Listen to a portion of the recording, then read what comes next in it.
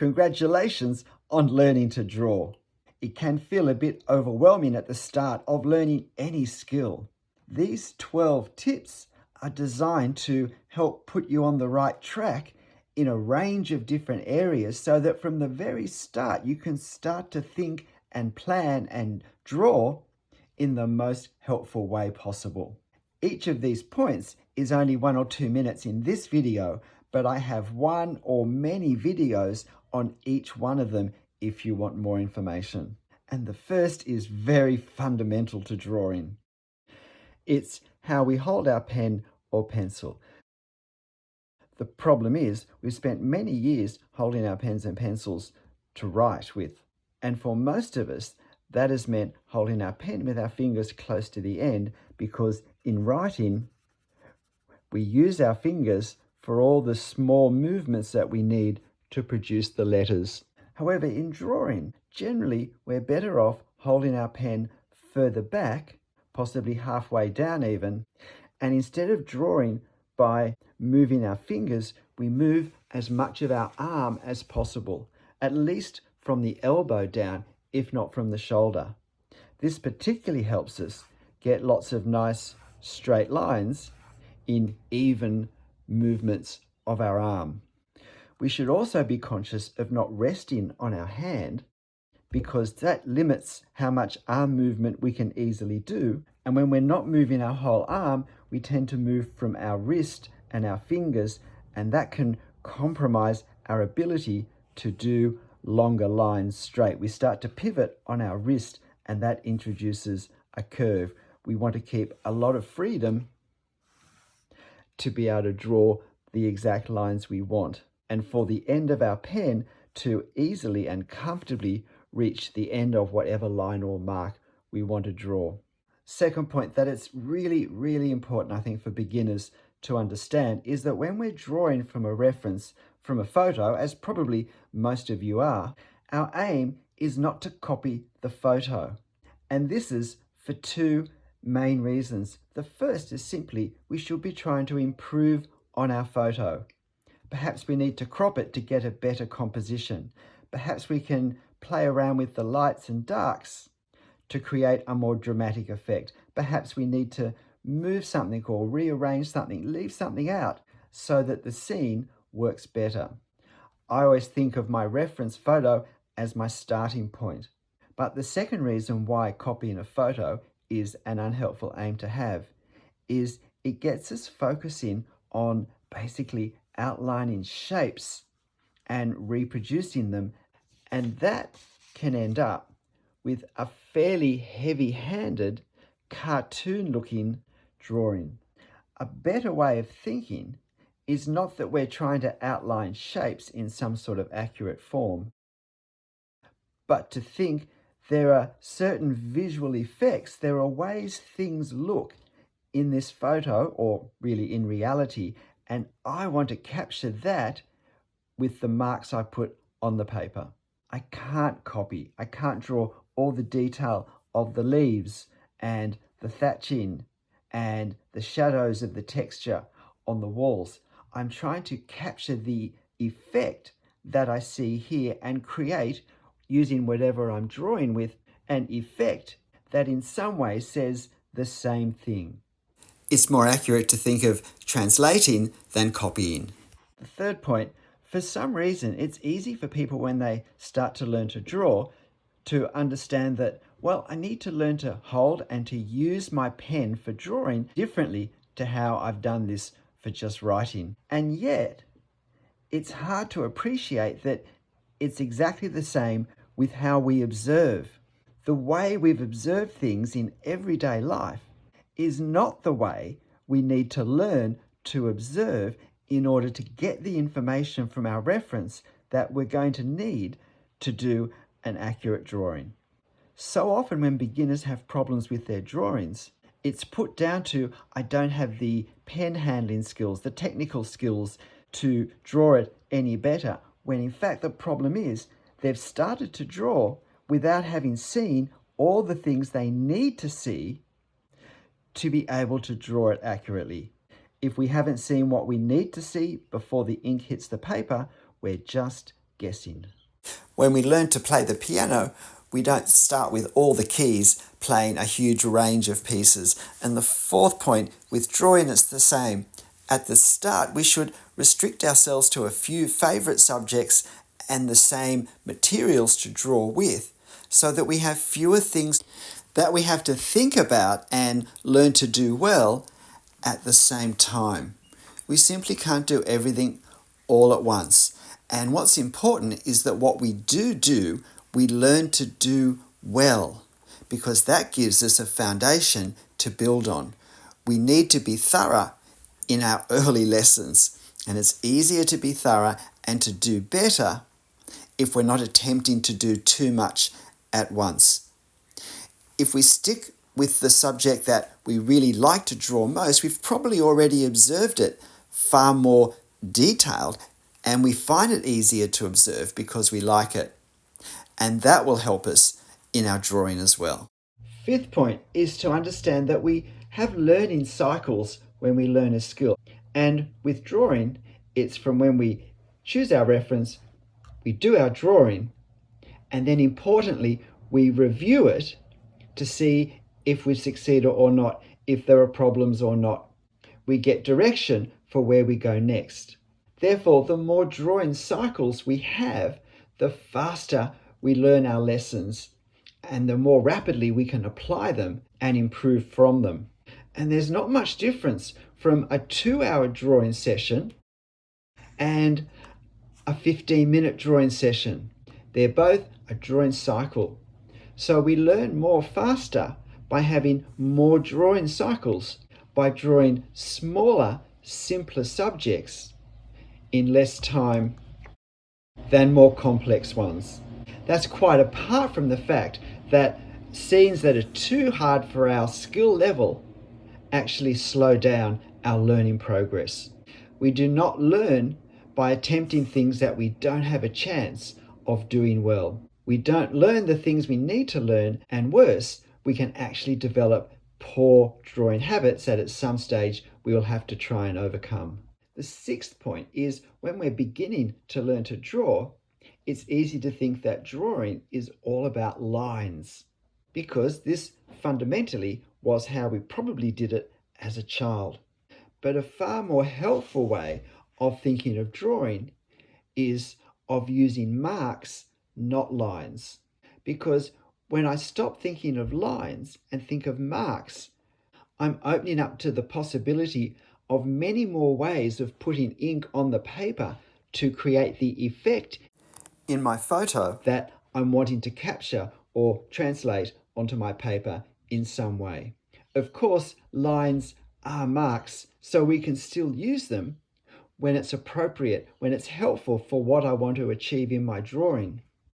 But if I focus on lines as being the way we create drawings, then I'm always going to have this cartoon-like feel rather than a stronger sense of reality. The seventh point really is a flow-on from thinking of marks rather than lines, and that's to pay particular attention in our reference to the edges. When we see the edges of the various subjects, is a line going to really capture the feel, the effect, of how it looks. or would a series of marks be more suitable? So not rushing to do a heavy line to define a shape, but rather perhaps a series of lines and dashes. The gaps between the ink is as important as the ink itself. Where we have areas of great complexity and detail, it's easy just to quickly do a line for where the path meets the embankment. And yet there may be a better way to capture this effect in our drawing. Even when it looks as though a continuous line might be suitable, sometimes a slightly more ragged, organic series of marks can capture the feel better, as well as varying the heaviness of the line. When we have something that has sun on one side and shade on the other, a heavier line for the shade side can help to capture how it actually looks in life. It's always about capturing the effect. We'll stay with these for our 8th point, which is when we're drawing, it is helpful to see shapes, two-dimensional flat areas,